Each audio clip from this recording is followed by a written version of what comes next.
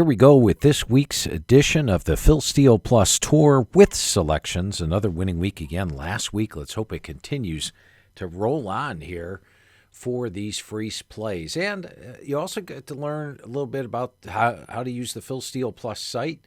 Got a big game coming up. I'm not going to go over the FCS this week. The game's not till January the 11th, but all year long, my average game grades have had number 1 and number 2, and they've alternated back and forth. James Madison, North Dakota State. North Dakota State, James Madison, North Dakota State. Guess what? Those are the two teams that have made it to the finals. I'll break that game down for you next week here on the Phil Steele Plus Tour. But as always, all the FCS, as you can tell, like going back here on James Madison, we give you stats all the way back to 2011. Find everything about the team in the FCS. You can get the individual player stats, see how the players have been doing each game during the course of the season, all updated for you weekly on Phil Steele Plus. But we're going to start off today with a look at the NFL team pages. And we're going to go, NFL hasn't been doing great on this Phil Steele Plus Tour, but a winner last week. And we got 2 games for you this week in the NFL to take a look at. And the first one we're going to look at here, we're going to look at the LA Rams are taking on Arizona. So let's click on Arizona here. They are the visitor. And we're going to click on the LA Rams here on the right.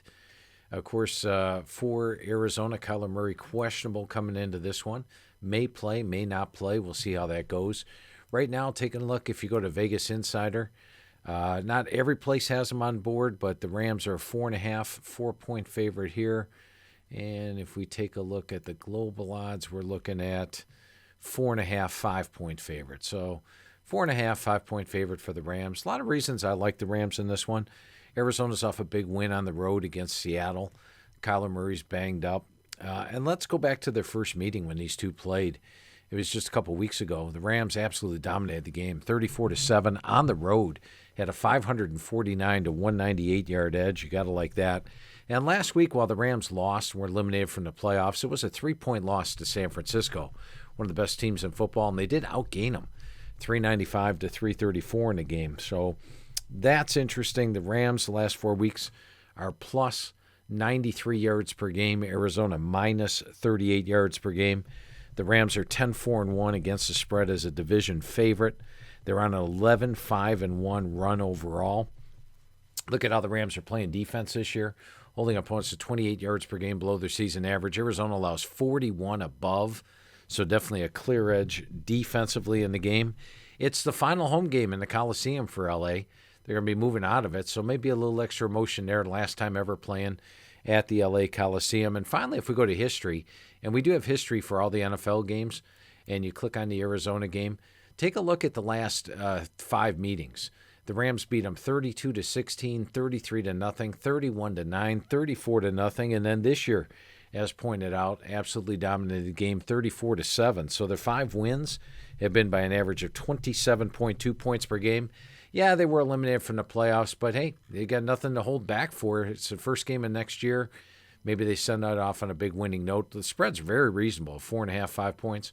So I like the LA Rams, minus 4.5 over Arizona this week. And then we'll take a look at another NFL game, and we're going to go to the Jets and Buffalo. And the Buffalo Bills have been a big-time surprise this year. And I think the Bills, are the Bills at home for this one or on the road? The Bills are at home. So I'm going to put the Jets on the left, and we're going to put the Bills on the right for this week. And over here, let's take a look at how Buffalo's been doing. And they're off some big games. They just played Dallas on the road, came out of there with a win. Then a huge showdown with Baltimore, and they took it to the wire. They only lost to the Baltimore Ravens by 7. Then a must-win game at Pittsburgh. They got it. They won 17-10. Had they lost that game, Pittsburgh would have the edge towards the wild card, or would have had the edge towards the wild card at that point.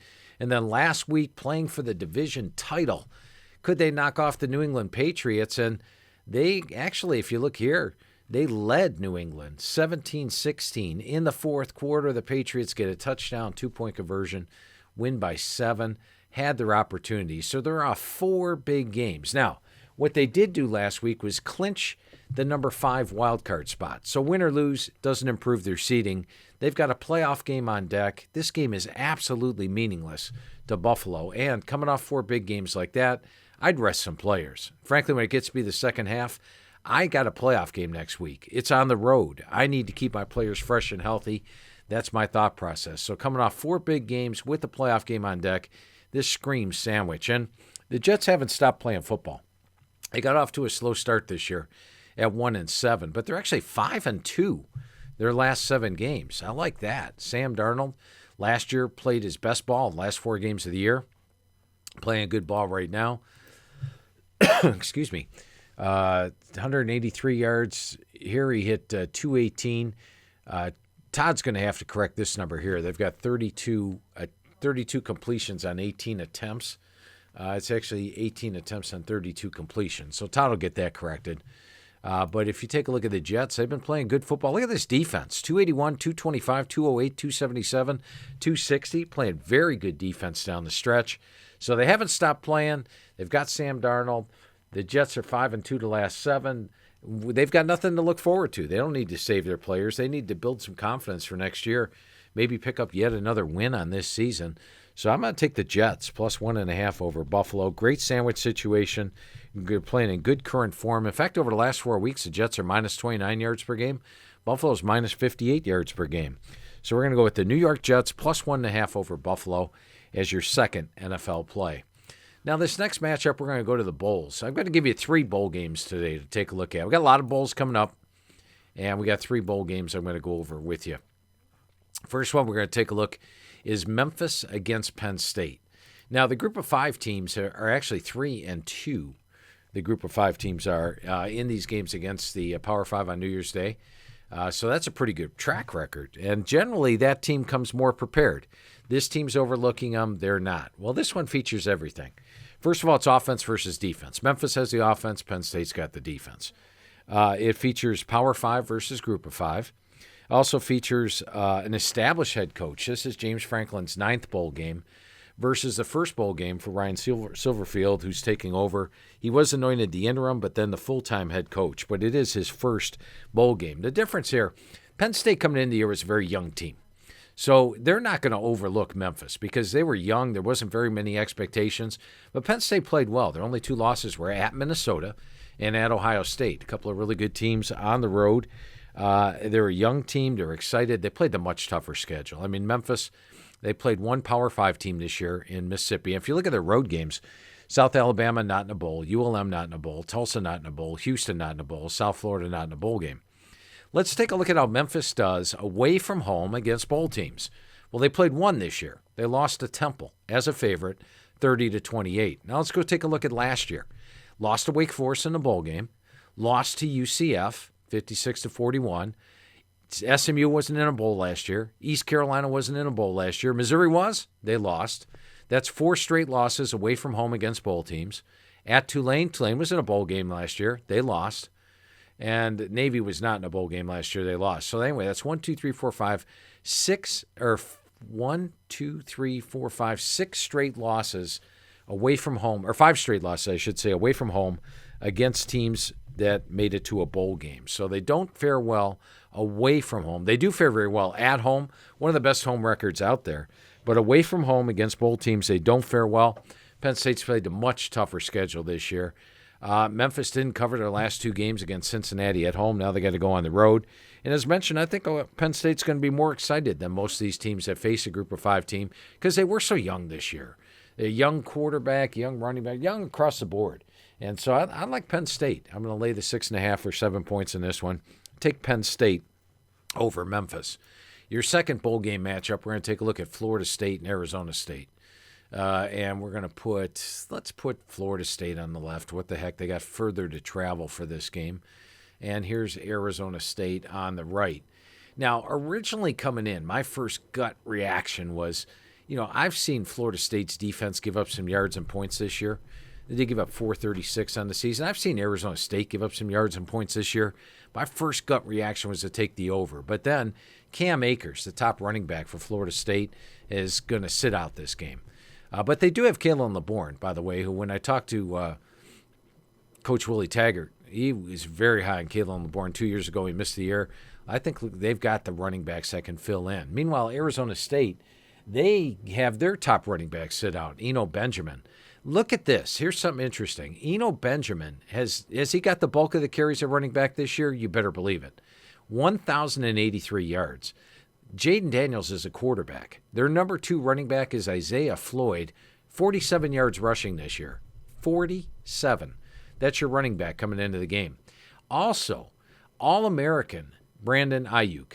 Ayuk is a dangerous kick returner, punt returner, receiver, everything. He is their all-purpose guy. He's sitting out the game.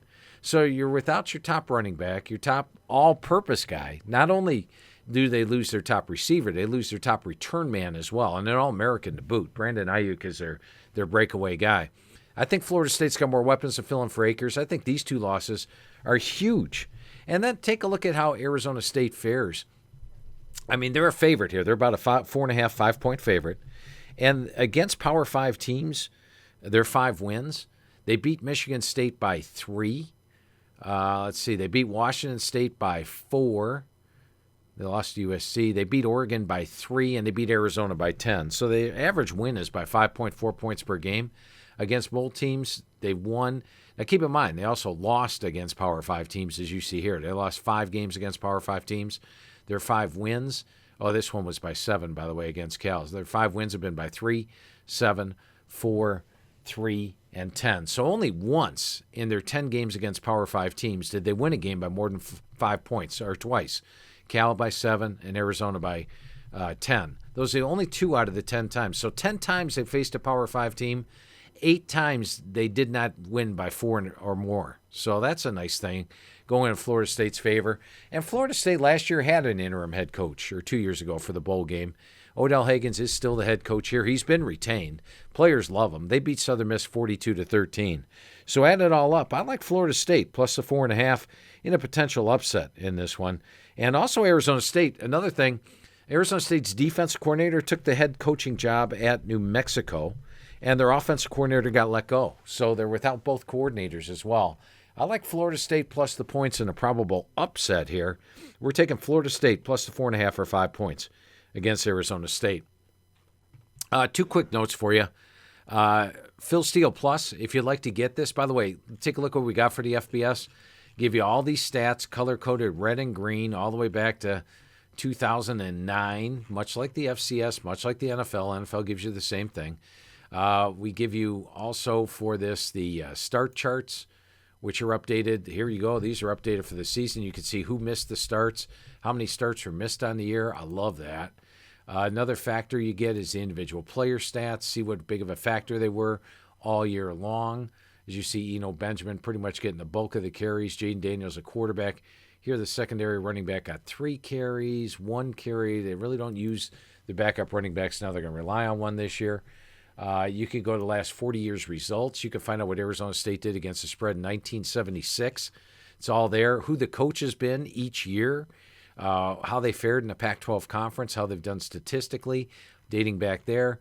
You get halftime results and over-unders. The halftimes have been since 2004, the over-unders since 2003.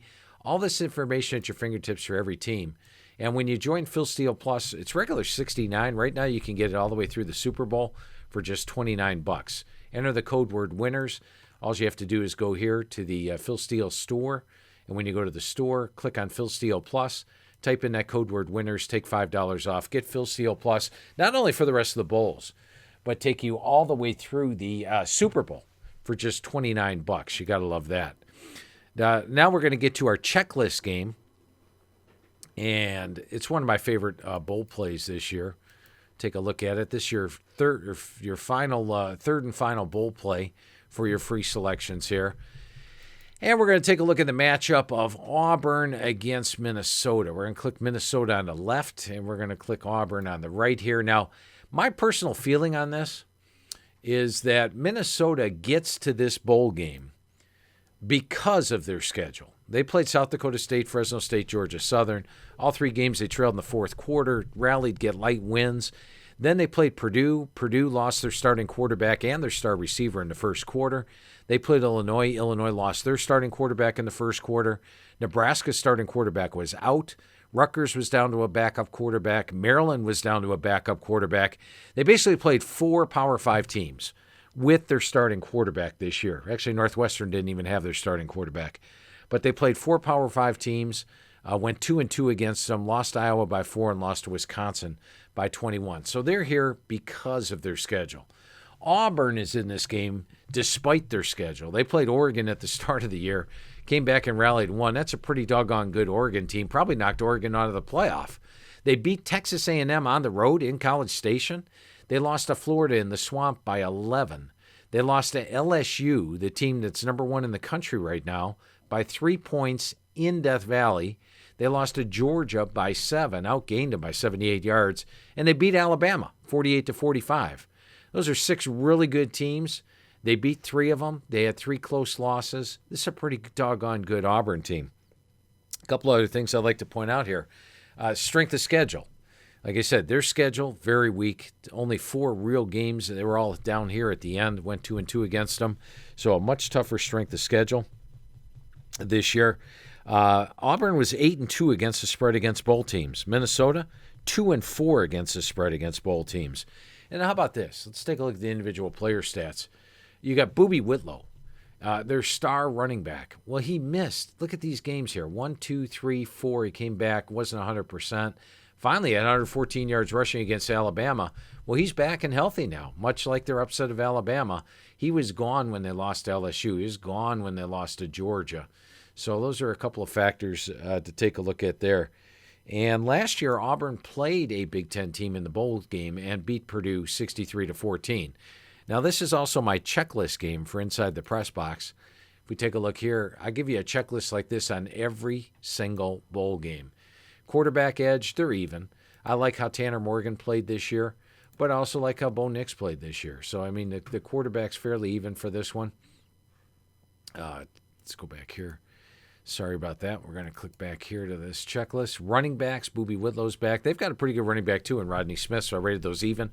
Wide receivers, I gave the edge, actually, in this one to Minnesota. Rashad Bateman, Tyler Johnson. But offensive line, Auburn, clearly. Defensive line, huge edge. Derek Brown and company, there were almost all their defense linemen playing for this game, including Derek Brown. Linebackers, Auburn. Defensive backs, Auburn. The site, I think it's going to favor Auburn. It's Raymond James Stadium in Florida. Minnesota's going to travel some fans. Auburn will have more. The matchups, I like the offensive line, defensive line matchup here. The intangibles, I like that going in Auburn's favor. Special teams, Auburn again. Schedule, Auburn, of course, played the tougher schedule. I got Auburn by 13 check marks. Now, if you like to get this type of checklist for every remaining bowl game, and we'll have checklists for the playoff too, I'm sure, as well, just go to InsideThePressBox.com or go to the Phil Steele store, either one, InsideThePressBox.com. Type in the code word STEEL19 or just go here and get the NFL College Bundle. If you get college and pro through the Super Bowl, it's $89. Type in the code word STEEL19. You get it for $79. If you want just the bowls with the complete checklist and all 28 remaining bowl games, actually I think there's 13 bowl games. Yeah, 28 remaining bowl games. It is $79, $69 with the code. Just type in STEEL19. And the thing is, when you sign up for Inside the Press Box, you get Phil Steele Plus for free. All subscriptions include Phil Steele Plus. So go ahead, go over here, check it out, join. Just the bowls, 69 bowls, and 4 weeks of playoffs, 79 all the way through the Super Bowl. Get Inside the Press Box, complete write-ups on each game, checklists, everything. That's InsideThePressBox.com.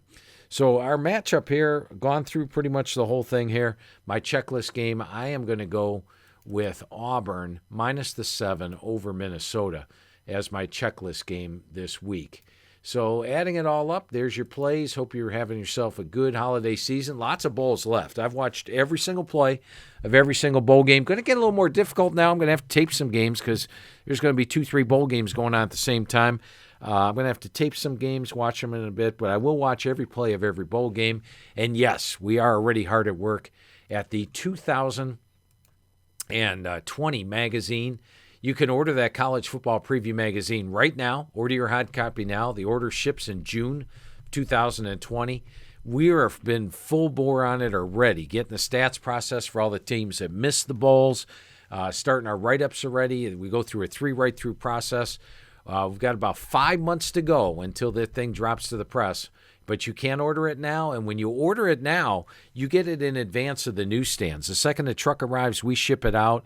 It doesn't hit the newsstands till the end of June. You'll be getting it the middle of June. So you'll be the first to get the magazine. Order it now right here on philsteele.com. I'll be back next week. I'll break down the FCS for you. We'll have some NFL playoff talk for you, some remaining bowl games as well. Appreciate you taking the Phil Steele Plus tour. And thanks for that. Enjoy. Oh, by the way, I won't talk to you till next year, so